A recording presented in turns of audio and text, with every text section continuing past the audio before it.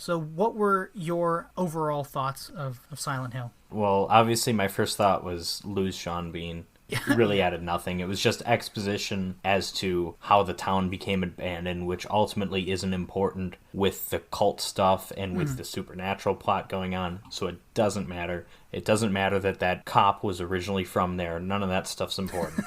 Yeah.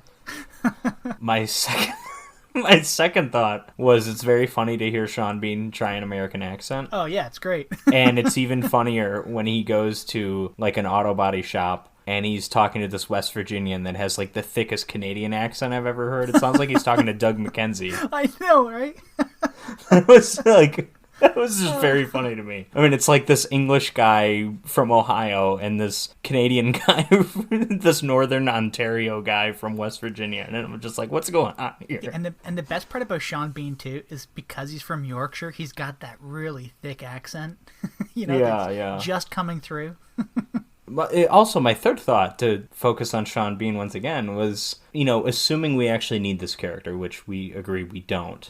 Definitely not. Why cast an actor who's best at playing like tough guys for a role where he essentially just walks around and talks to people? Yeah. Get the guy from Modern Family or something for that. Like, you don't need him. Yeah.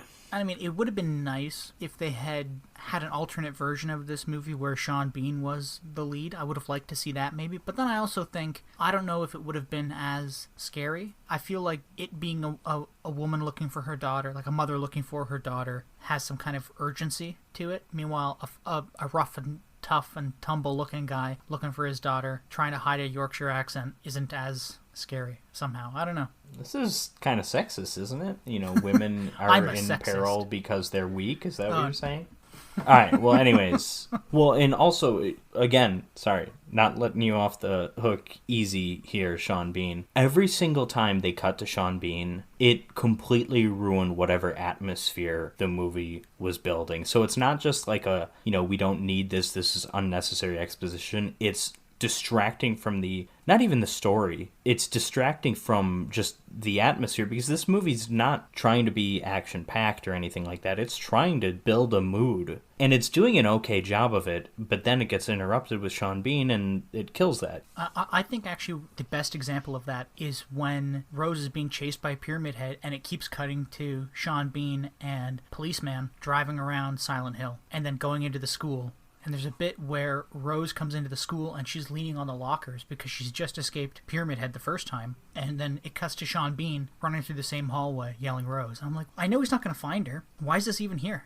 And I think there's a lot of interesting stuff in this movie. There's some very good visuals, and I don't know how much of that is credited to the film versus the games, but I mean, the filmmakers deserve some credit because at the very least they're recreating what's in the games, because it all looks pretty good, except for some of the questionable CGI stuff we've mentioned. But at the end of the day, I don't think this story's that interesting. Woman looking for daughter for... This is a 2-hour movie, 2+ hours, which is a little long for a movie like this. But also, then the daughter is not actually a real person. She's just like a good embodiment of... Then it's just like, okay, you lost me. I don't know. I didn't hate this movie. Coming into it, I had heard mixed things. I heard mostly bad things. Although a lot of people would say that this is one of the better video game adaptations out there on film. Of course, video game adaptations are notoriously bad. Yeah.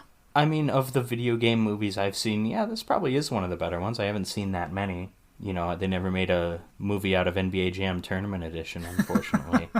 This movie's a whole lot of okay. I agree. I think it's good at being a video game movie and paying fan service, but I think it had difficulties reaching a wider audience because it is so deep. Like, it's like neck deep in the Silent Hill franchise / universe / lore. Like, I think you needed to have played one game at least to kind of understand what was going on, and you needed to have to play the first game. Meanwhile, a movie like Lara Croft, it's a great video game adaptation, but it's not a great video game movie because they took that Lara Croft stuff and adapted it and gave it to the wider audience. They said, look, this is a movie based on a game, but not really. There's really nothing from the game in the movie other than an English woman and dual pistols and history. That's it. If they had and push-up bras. Exactly, yeah, and dive suits. if they tried to make a movie on any of the Lara Croft games, I'm sure it would have turned out in a similar way to Silent Hill. And I think Silent Hill probably missed an opportunity to go like a full horror movie. Just be kind of loosely based on Silent Hill with characters and monsters. Yeah, that's something that I will say is I'm not intrigued by the actual story here, but I'm intrigued by the world this creates, to the point where I could see myself maybe enjoying one of the video games in this series, or I would like to see just something else kind of using some of these ideas, some other film, and based on Silent Hill Revelations' reputation, that's not the place to go. Yeah. But you know what I mean. Yeah. I'll also say I don't think it's a very good drive-in movie. No, you know what I mean? It's a little too long, and I think it's a little too heavy and deep, maybe.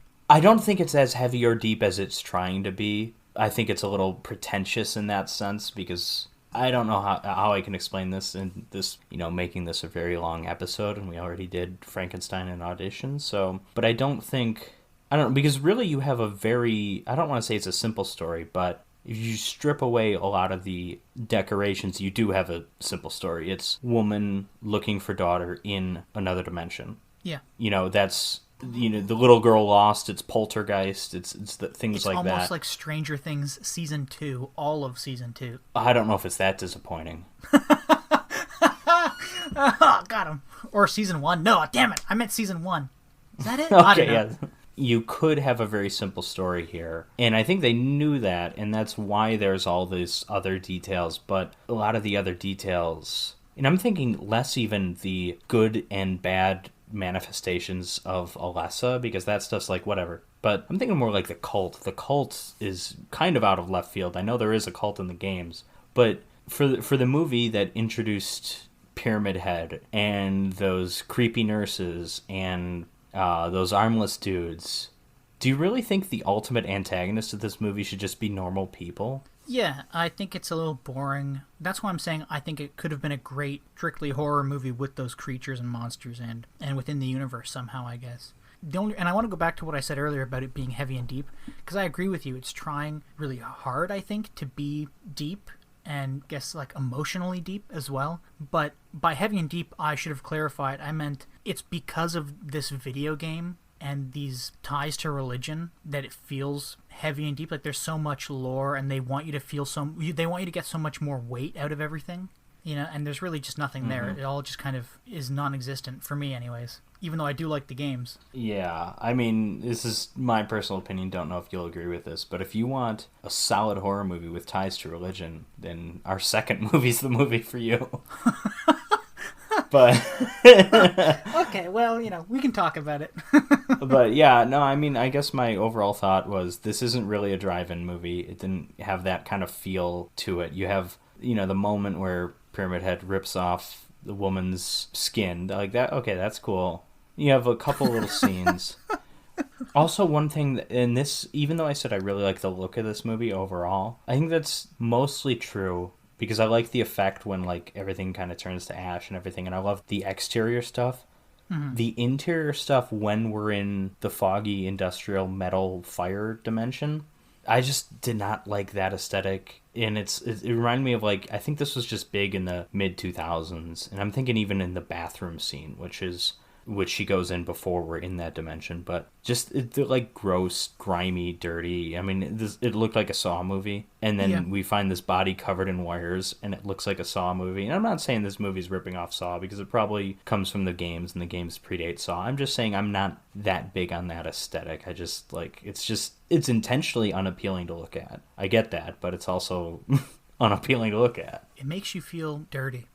It makes you feel like you want to not watch that movie or that scene. Also, I would also say that I don't think the movie's fully committed to that kind of thing. That I noticed, and this might be a nitpick, but we've made plenty of them already, so I might as well keep going, was that first scene when she goes down those stairs and she ends up in, all these fences and stuff. She has to use her Zippo lighter to navigate, which first of all, this, just looking at her, this is not a woman who would have a Zippo lighter on her, but whatever. But she's like, there's a couple moments like early on in that scene where you can't see anything except for what's illuminated by that light, and I'm like, oh, that's great.